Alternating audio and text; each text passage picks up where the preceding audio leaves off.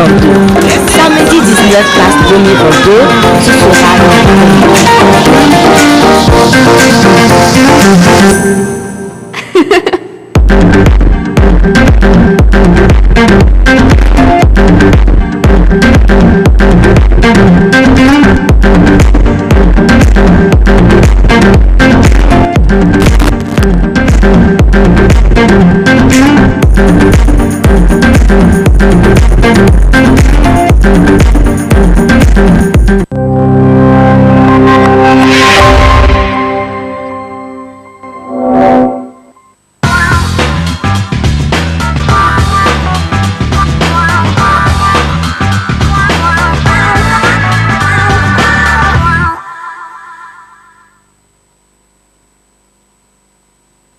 Il y a de cela un mois que le gouvernement, à l'issue du Conseil des ministres du 5 janvier 2022, a adopté un décret portant réglementation de la caution, de la garantie de loyer et du bail d'habitation.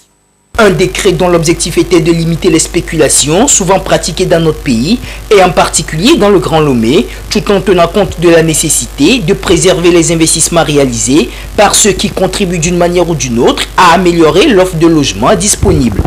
Les débats suscités par le décret laissaient des commentaires dans tous les sens au sein de la population.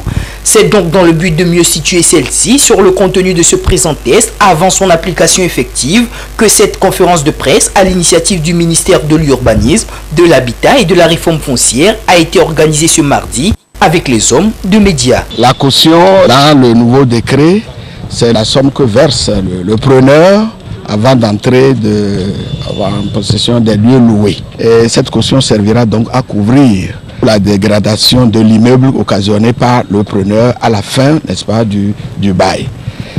Par contre, la garantie de loyer servira, plafonnée à 3 mois, c'est le montant que le preneur doit verser à l'entrée des lieux loués. Et la destination, n'est-ce pas, de la garantie est donc de couvrir principalement les mois de préavis. Ce décret, qui surtout vient préciser les obligations désormais à la charge du bailleur et du preneur, s'inscrit dans la logique de résoudre les différends qui surviennent très souvent entre ces deux acteurs. Pour cela, des dispositions réglementaires allant dans l'avantage des deux parties ont été prévues. Le premier élément, c'est la liberté que laisse le texte pour le bailleur de fixer le prix de son loyer en fonction des investissements de la loi de l'offre et de la demande. Le texte prévoit des modalités plus simplifiées d'expulsion d'un locataire insolvable. Le texte prévoit également la possibilité de fixer librement les échéances de paiement du loyer. Et le texte prévoit aussi la possibilité pour le bailleur de retenir la caution et la garantie pour effectuer des réparations issues des dégradations qui auraient été causées par le locataire. De ce point de vue, je pense que c'est un texte qui garantit les droits des propriétaires. S'agissant du preneur, il faut dire que d'abord, le texte plafonne la caution et la garantie à 3 mois au maximum. Le texte également fixe les modalités de révision du prix, ce qui donc préserve le locataire des révisions intempestives du prix. Le texte proscrit un certain nombre de clauses, notamment les clauses liées qui mettraient la responsabilité sur le preneur, et donc finalement le texte protège le preneur contre l'abus éventuel du bailleur. En cas de dysfonctionnement ou de non-respect des clauses inscrites dans les textes du décret, la loi prévoit des mesures. Quand le preneur éprouve des difficultés à honorer son engagement, par exemple 1 mois, il peut demander donc au bailleur de brûler, comme on dit, 1 mois, avec obligation pour lui de combler, n'est-ce pas, de combler ce qu'il aura brûlé. S'il ne le fait pas bien, il enfreint au règlement, et cela peut permettre au bailleur d'enclencher la procédure de résiliation parce qu'il aura manqué à un de ses engagements. Il est à rappeler que le gouvernement, dans sa feuille de route 2020-2025, en grande partie consacrée au social, prévoit la construction de 20 000 logements pour les populations.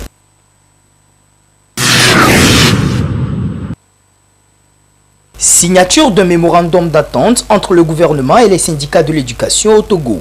C'est un pas de plus dans la résolution des problèmes qui minent le secteur éducatif dans notre pays. À tous les niveaux, l'on peut se réjouir de cette signature qui vise l'amélioration des conditions de vie et de travail des enseignants, politique prônée par le gouvernement togolais. Ce mémorandum signé se décline en 6 points. D'abord, il y a eu une analyse de tout ce qui a été fait dans le protocole d'accord. Et ensuite, il y a eu des problèmes qui sont latents, les problèmes d'infrastructure, de recrutement des enseignants. Et le troisième point était relatif aux dispositions que l'État est en train d'interjeter pour améliorer le système.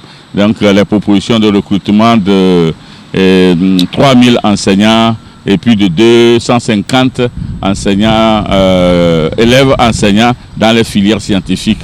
Donc ensuite, il a eu le problème de gratification, chose exceptionnelle.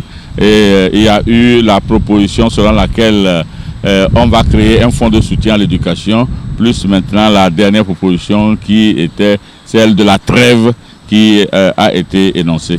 Au rang des points d'accord figure la question de la gratification exceptionnelle des primes des enseignants.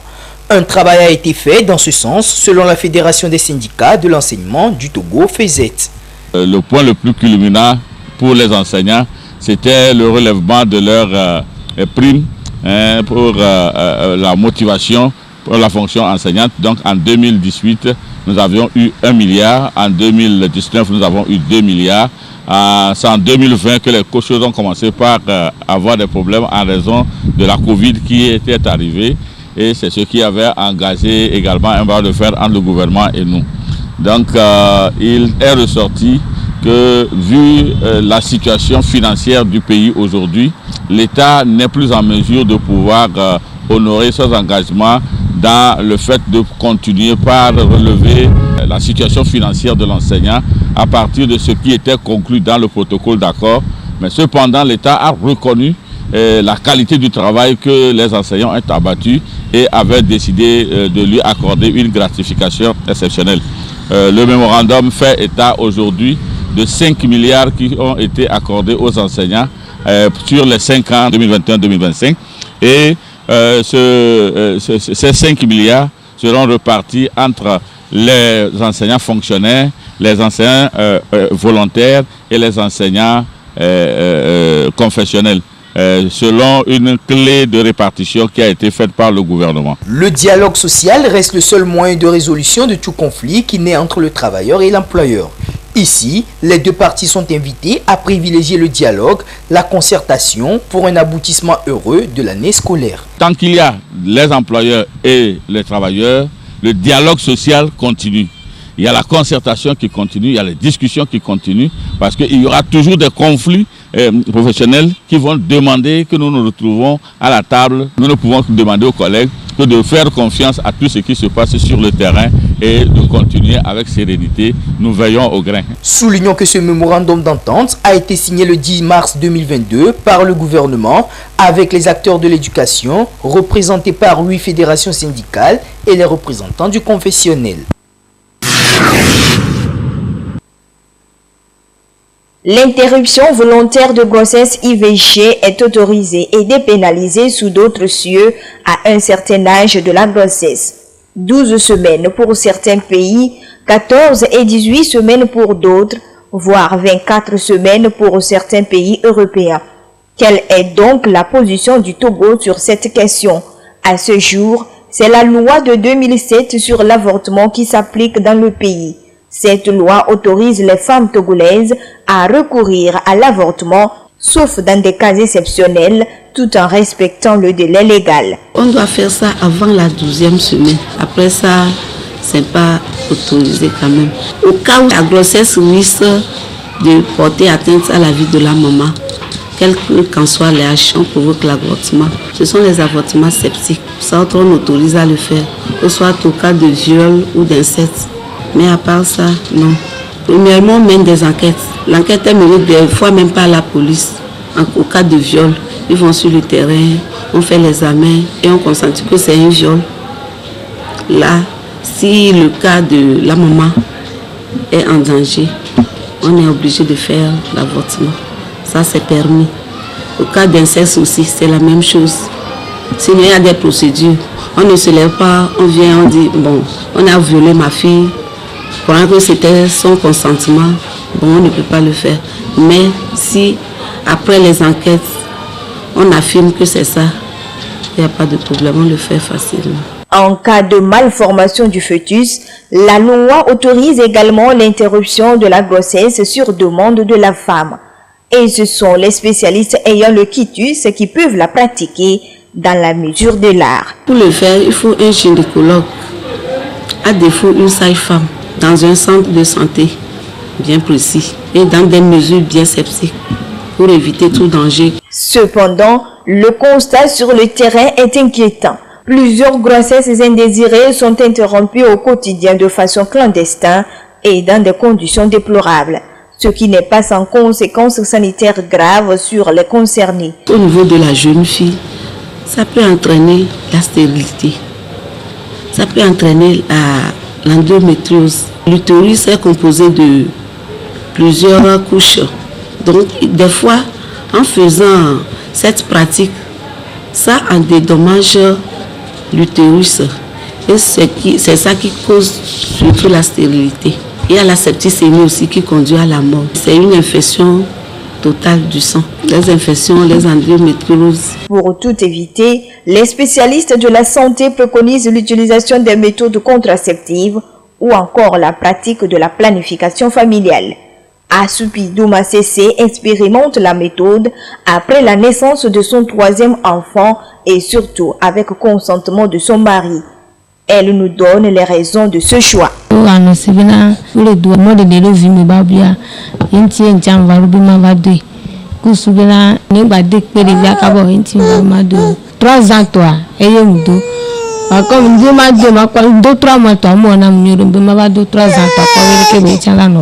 La planification familiale est un moyen efficace pour éviter les grossesses indésirées pouvant conduire la femme à l'avortement.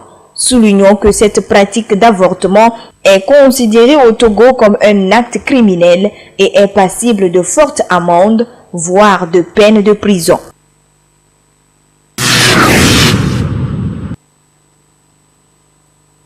Deuxième cause de décès dans le monde, le cancer fait environ 10 millions de morts par an.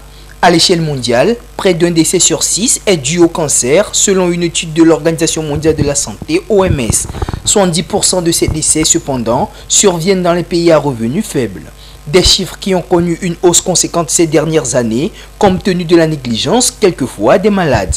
C'est donc dans le but d'encourager davantage les populations à prendre au sérieux ce mal que représente le cancer et à les amener à se faire dépister, mais aussi de soutenir la recherche tout en restant présent au quotidien auprès des personnes malades et leurs proches en leur portant assistance, que des journées nationales de lutte contre le cancer ont été initiées. Il s'agit surtout à travers ces journées de mieux éclairer l'opinion sur ce que c'est que le cancer.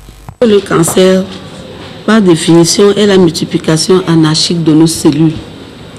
La multiplication se fait plus vite que ce qui devait être fait.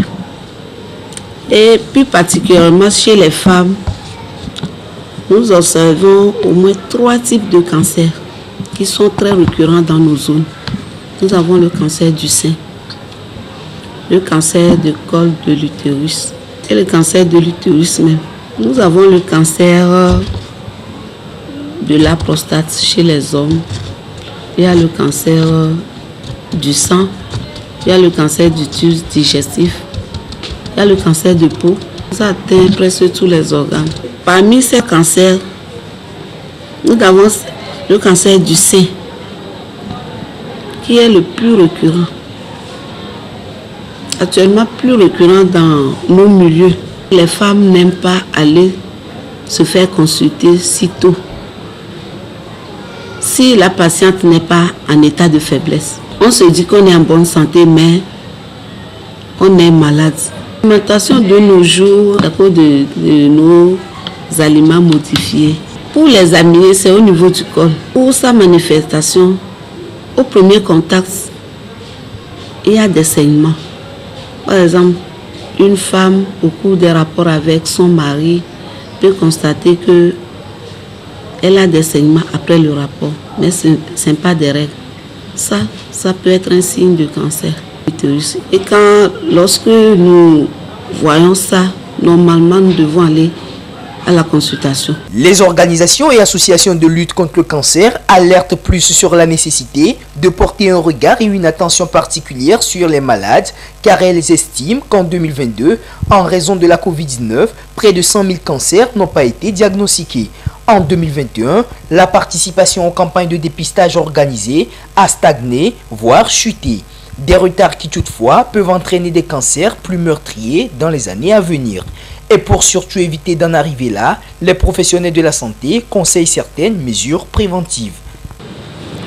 Pour éviter ce cancer, actuellement il y a un vaccin qui est sur le terrain contre le cancer qui doit se faire avant l'âge de 18 ans et avant les premiers rapports sexuels. Et aussi on peut faire les dépistages.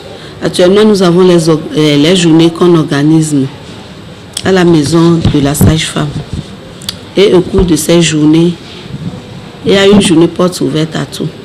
On fait le dépistage du cancer de sein, le dépistage du cancer de col. On fait la planification familiale, un peu de tout.